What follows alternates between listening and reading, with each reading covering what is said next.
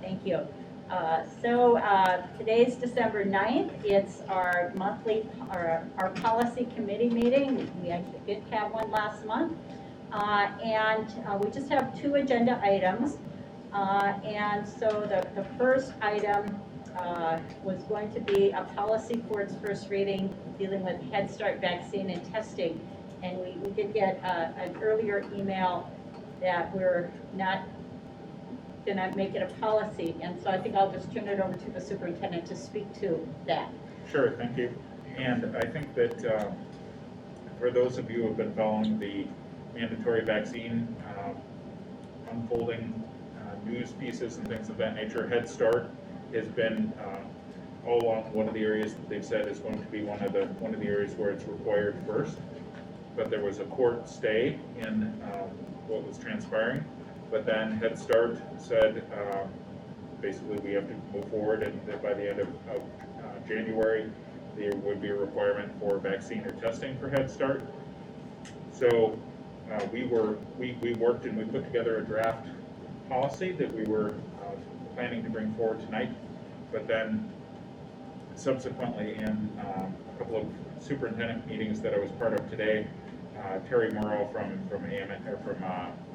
MSBA shared that MSBA is putting together administrative guidelines right now, and they prefer that their sentiment from a board guidance perspective is that we'd be better off with administrative guidelines once they're ready, which should be very soon, as opposed to putting in place a policy just for Head Start, because of everything that's changing, the likelihood that we would put something in place in policy and then have to change it based on new, something else that unfolds, that administrative guidelines would be what's recommended at this point. So he shared a little bit with me about their draft guidelines, but that should be released really soon.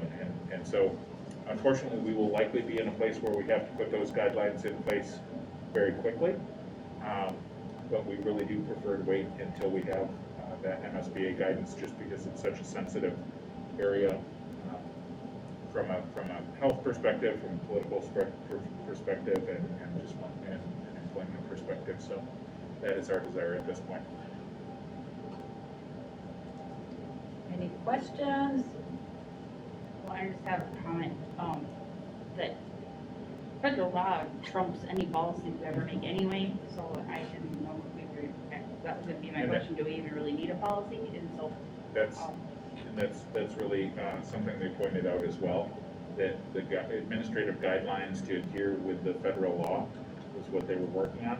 And because if there is a federal law, which there is, as things roll out and are clarified, then that will trump anything we had in place for policy anyway. But those guidelines will assist us in clarification. Okay. Good point.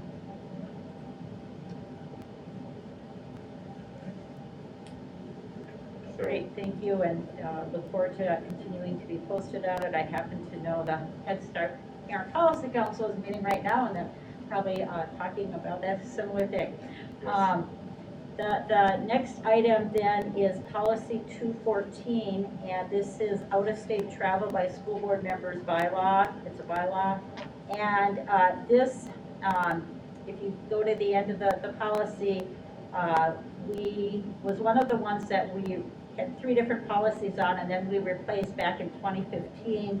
We updated it in 2018, and it's one of the mandatory policies. So it's pretty straightforward, but I'll just read the general statement of it.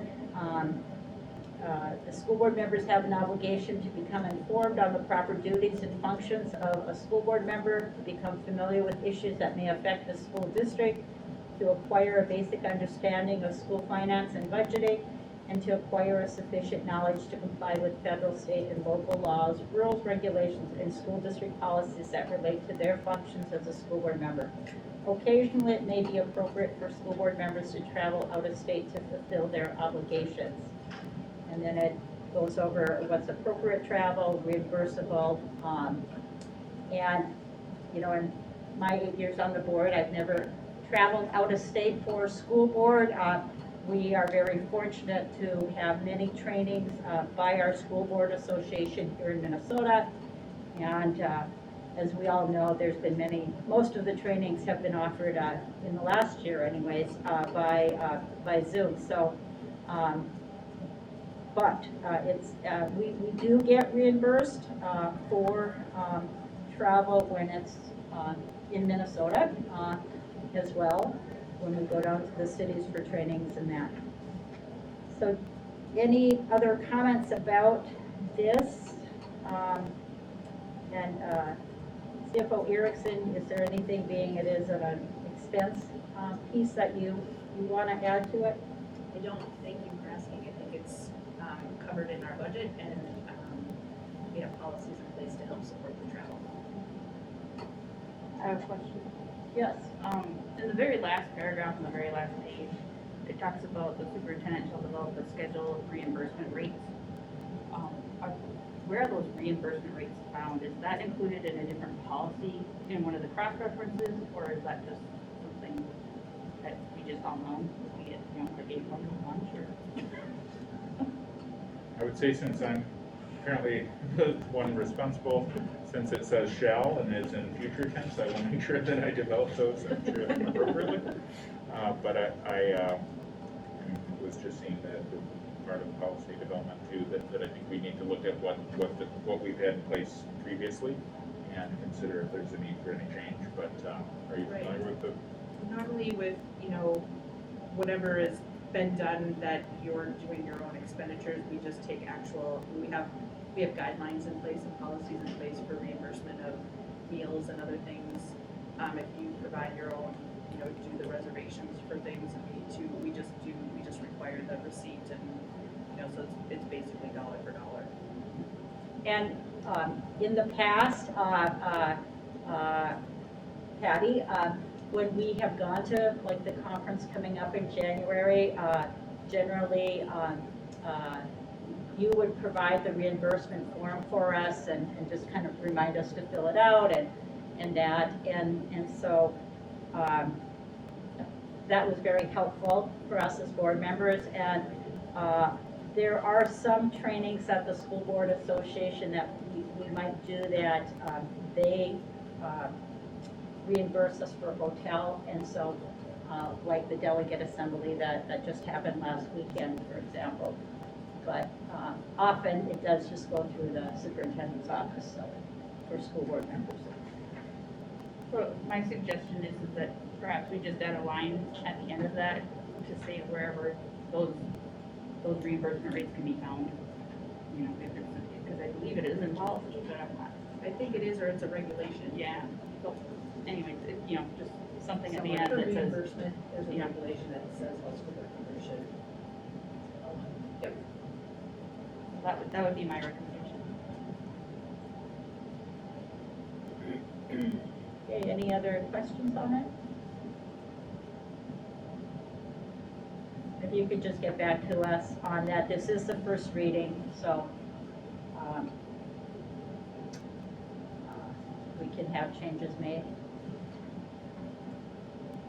Okay. Anything else? I'd just like to make a comment that with this quite probably being the last policy committee meeting of the year and potentially of this group, depending on who's on policy committee next time, that I've really appreciated the work we've done together, and especially with some of the quick reactions that we've had to have based on some of the emergency developments due to COVID. Appreciate the flexibility and support that you have shown as individual board members and as committee members, and just wanted to express my thanks.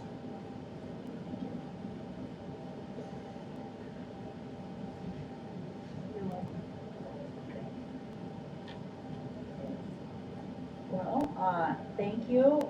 Then I think we can wrap up the policy committee for December, and we look forward to bringing forth more policies in January.